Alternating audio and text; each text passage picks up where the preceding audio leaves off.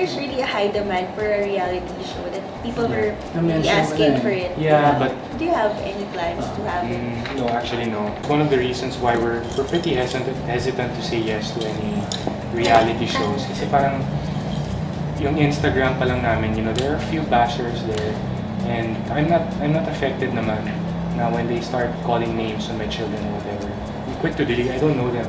There's no point in getting mad. But what more else when you have a reality show, diba? Which more people, the coverage is more. I'm sure there will be more than one now na basher or hater. And for me lang, I just don't like any negativity in the family. It's really not like that, you know. You don't want to also instill insecurity and all these things to your children at such an early age. So we're trying to avoid that. Kasi kanina, di ba, makulit sila. Yeah. And we... Hindi lang kanina. No witness that namin. you talk to Kendra behind the camera. So, sa inyo bang dalawa, sino ba yung bad cop, good cop? There's no bad cop or good cop here.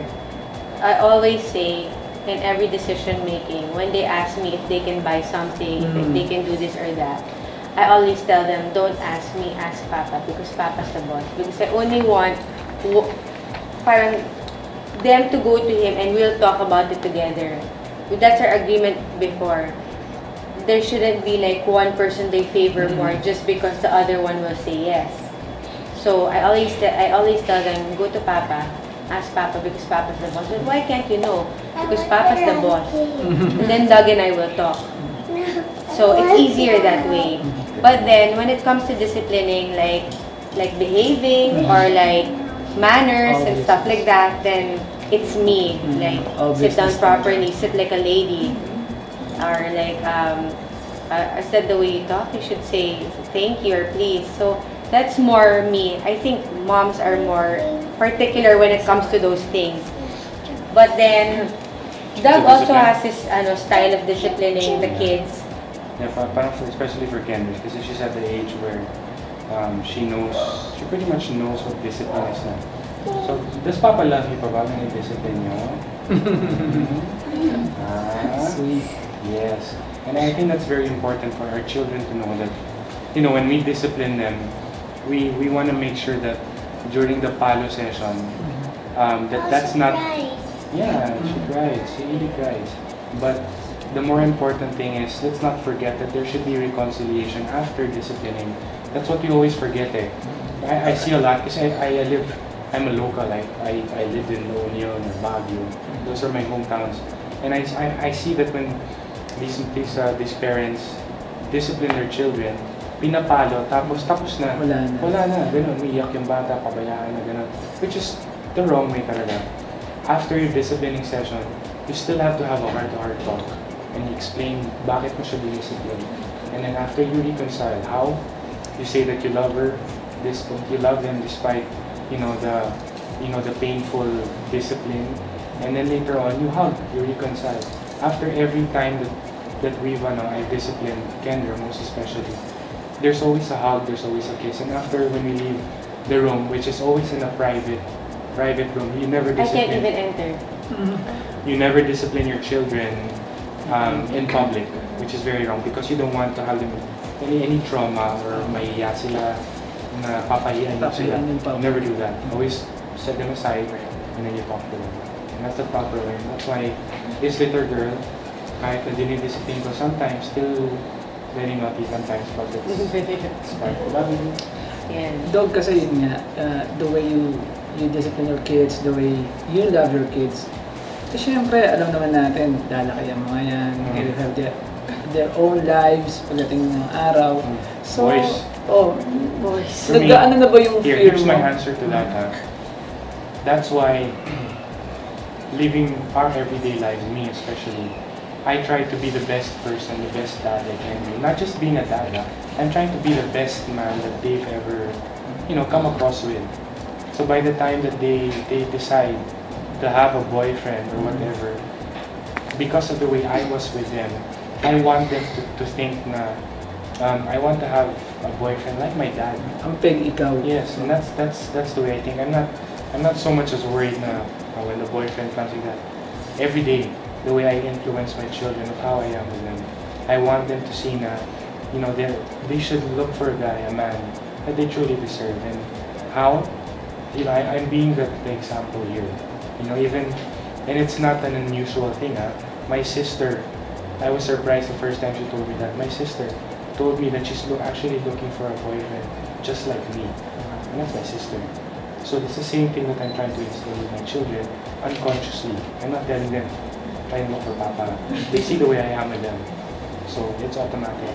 Second nature. That is why it's also so important that your children also see how you treat your husband, your partner.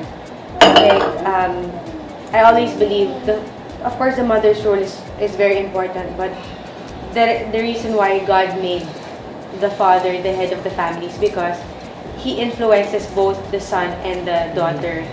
When the father is good to the mother and the daughter sees that, she will think, when I grow up, I want a man who will respect me and love me because my father is the same way to my mother. And when the son sees how hardworking and encouraging and how the father loves his mother, then he'll say, this is the kind of man I should be.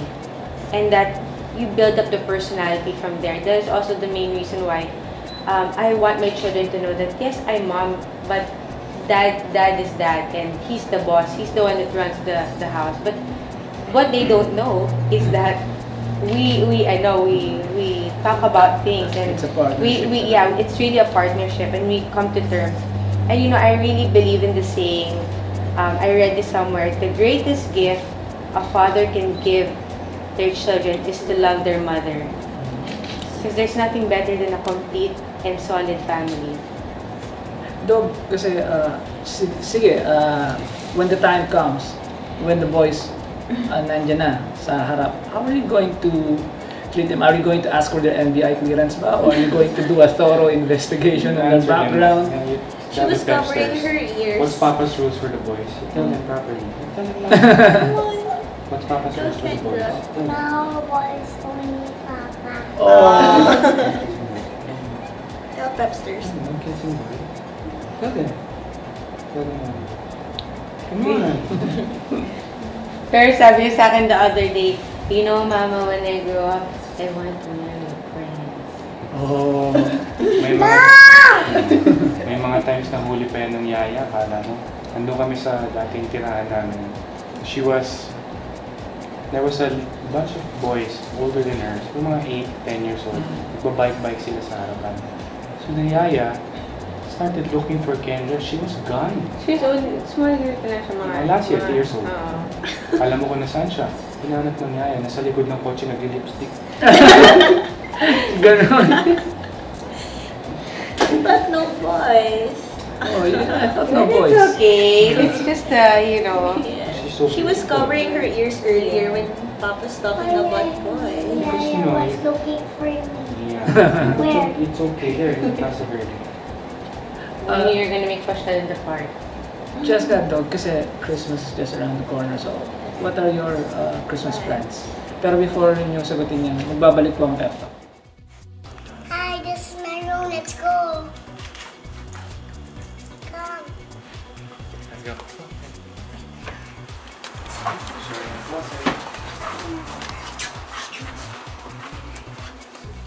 Here. Here's Scarlett's shoes. Here.